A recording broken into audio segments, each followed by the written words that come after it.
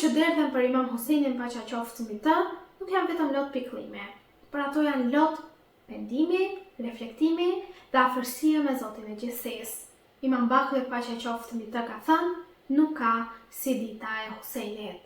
Kjo sepse Kerbelaja, të dashur vëllezër dhe motra, përmbledh në vetvete të gjitha mësimet e besimit, e sinqeritetit, e durimit dhe sakrificës, përmbledh drejtësinë dhe besnikërinë, dhe mbi të gjitha dorëzimin e vetes son para vullnetit të Zotit të gjithësisë.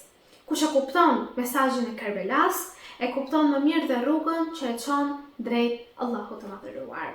Në jetën e përditshme, shumë njerëz ndihen të humbur për shkak të gabimeve që kanë bërë.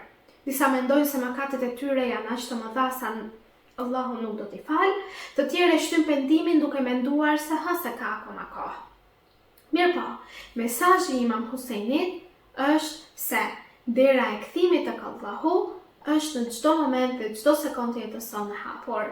Çdo moment duhet të jetë fillimi i një jete të re për ne. Çdo lot i sinqert mund të bëhet shkak për faljen hynore.